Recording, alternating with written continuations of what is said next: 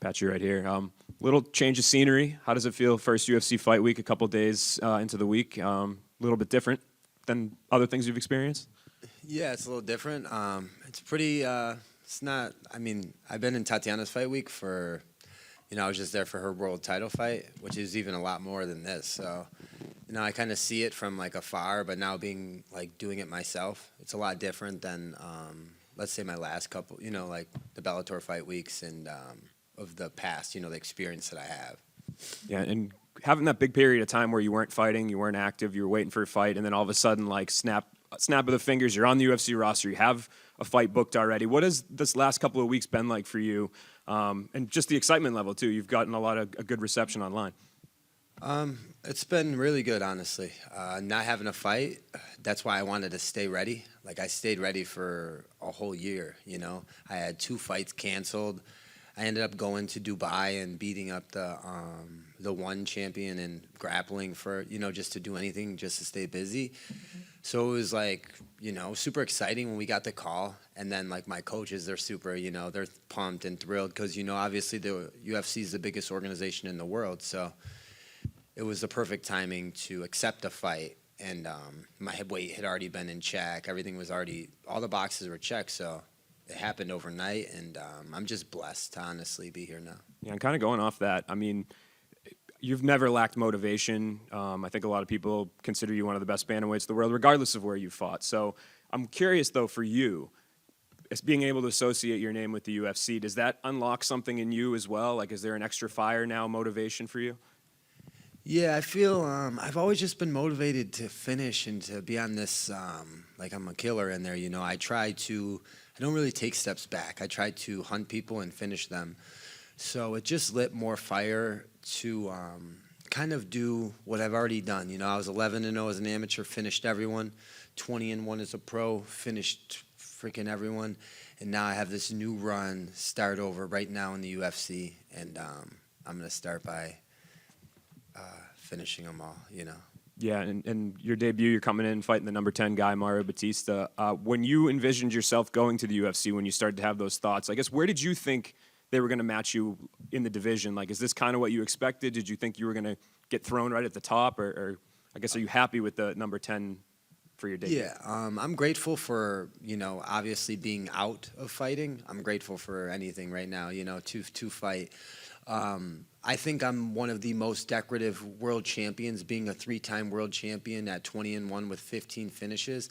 I think that's more decorative than Kaya Sakara, Michael Chandler, even Patricio Pitbull, seeing as I beat the guy that just beat him in Sergio. I think that it's a little bit, I'm one of the most decorative champions. But I took this fight because the UFC needed someone to take this fight, and I put my name in the hat because something intrigued me about Mario Bautista being on a 7-fight win streak, just beating a legend like Jose Aldo, and me not fighting for a while. I looked at the upside, I could do a solid for the UFC and fight and take this guy out, take his win streak. But when I look at the rankings and stuff, I feel like, I could have tried to hold out for a higher ranking or a different name or something, but that's not my style. I don't mind going through Mario Bautista, and then I'm hunting them all. So if I want to be the best, I have to beat them all. Yeah, and last one for me. A lot was made of his last fight, the fight against Aldo, the excitement level or the lack thereof. I guess, do you think he's going to try to utilize that same sort of game plan with you, and how do you make that the fight not have a higher level of excitement? Well, I think they just had like a stalemate in positions because Jose Aldo has good takedown defense and Mario was able to hold him up against the fence, but Jose Aldo doesn't really like move against the fence. So I think it's not just on him, it's not only his fault that that fight kind of was lackluster, but no, he won't be able to do that against me at all. Patchy, over here, other side. In the last few years, we've seen a lot of these big free agents come over, and the story they always say, like, when people would ask what they do for a living, they go, "Oh, I'm an MMA fighter." They all go, "Oh, you're in the UFC." They go, "No, I'm in Bellator. No, I'm in PFL." Have you had that experience too? And since the signings, how's it feel to finally tell fans maybe that didn't know, haven't seen you fight, to be like, "Oh, I'm in the UFC actually"? Yeah, I feel like I've had that my whole career, but I've won like years ago. I won $1 million years ago, so You know, when I say I'm the Bellator world champion, the $1 million champion, you know, $1 million tournament winner, I feel validated from that.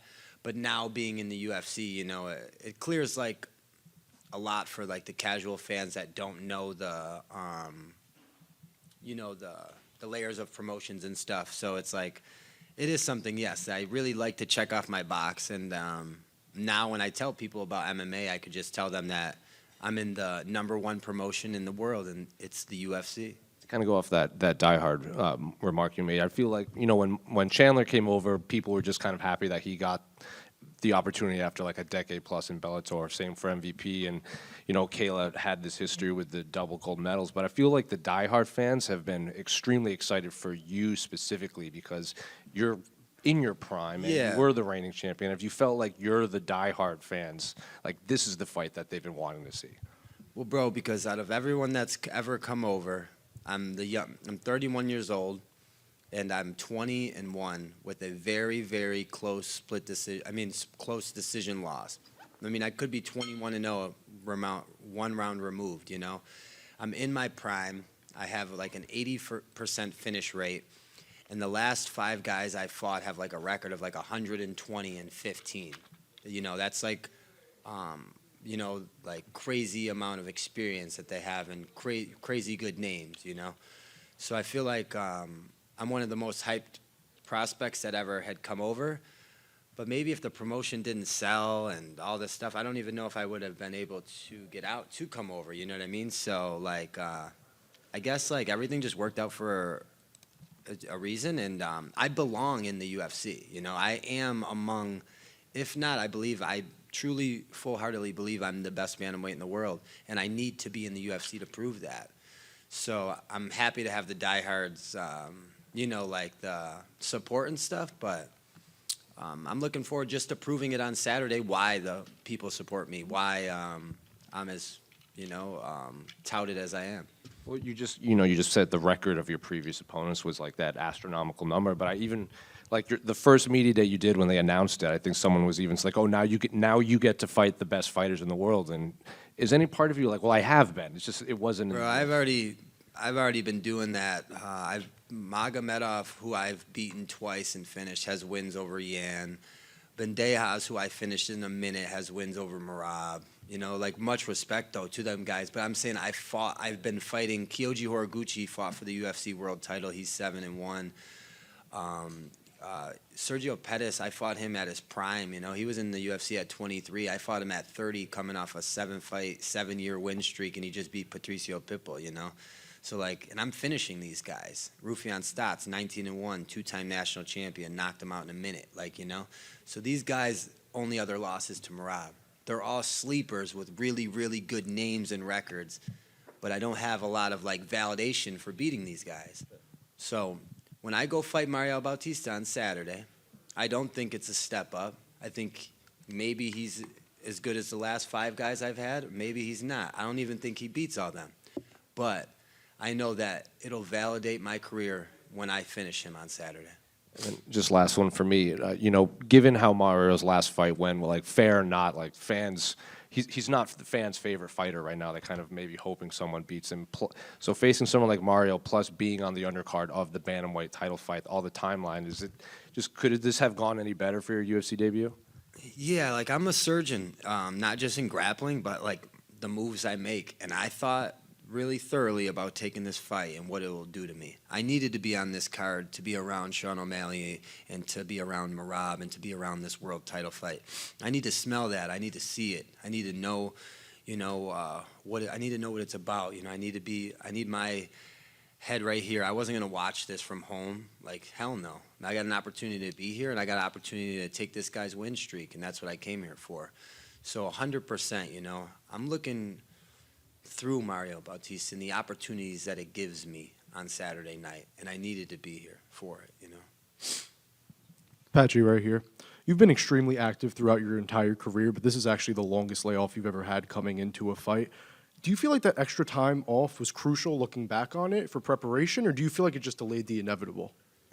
I feel like It just helped me like grow. I needed to grow in other ways outside of the cage. It helped me be resilient, and it taught me a lot about patience. Like in this last year, because I had so many fights canceled, because I was just in the gym, I learned how to fall in love with MMA again. Like I used to just like, for a long time I was doing MMA because I was champion and it came with everything. But this year it came with nothing. Like I didn't get not one thing from the sport back. So what I did is I tried to help all my other teammates.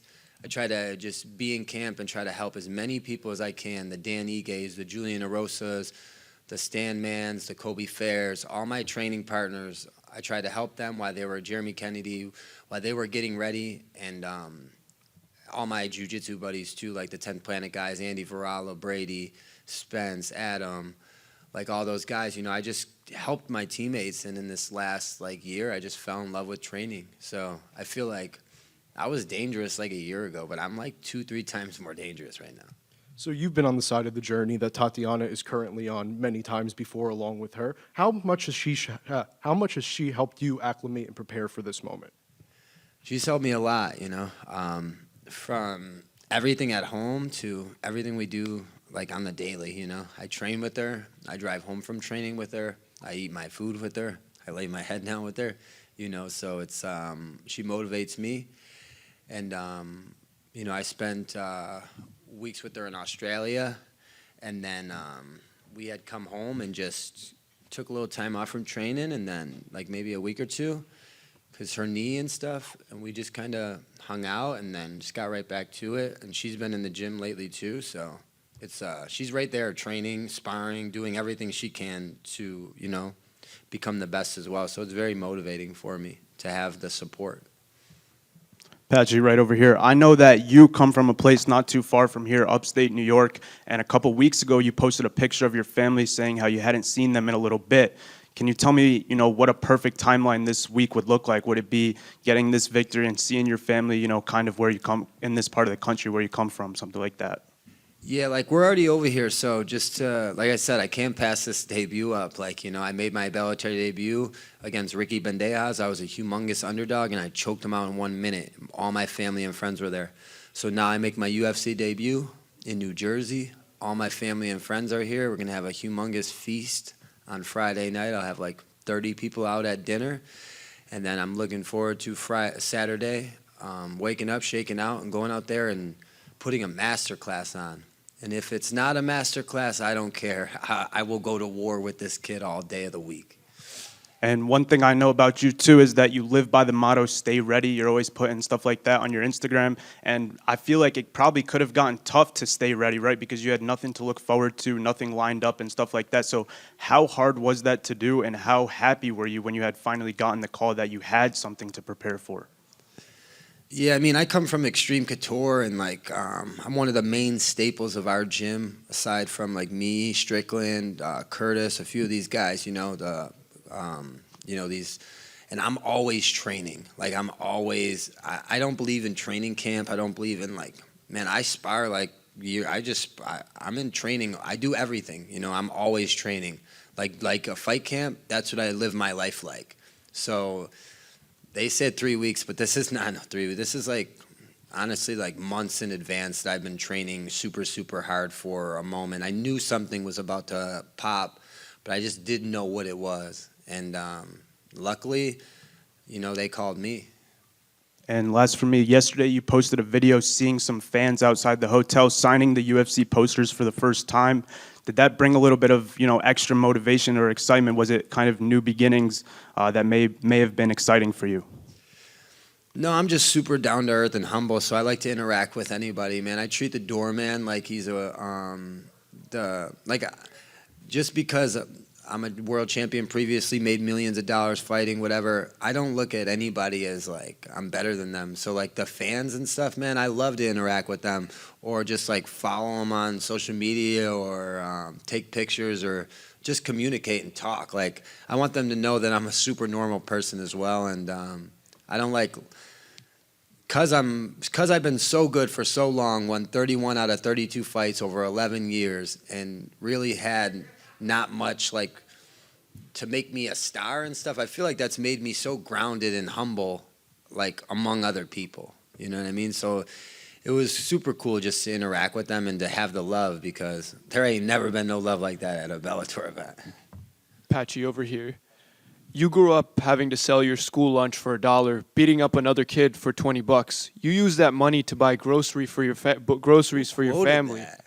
Who quoted that? I don't know who quoted that. This video came out. I don't know who quoted that. I don't know about that one, man. I think that's a misquote, honestly. I wanted to ask, is there any specific lessons that your childhood did to shape how you are today? Yeah, there is a lot of lessons. My mom, she adopted me and my my brothers and sisters. A mother, a single mother of 4. She raised all 4 of us kids, and I was only a pound when I was born, like a pound 8 ounces. So I was a premature baby, and my adopted mother brought me up, brought me into this world, and gave me a life that I'm blessed to live today. So she's watching on Saturday, and I'm looking forward to repaying the favor to my mom and my family, and making everyone's dreams come true, not just mine.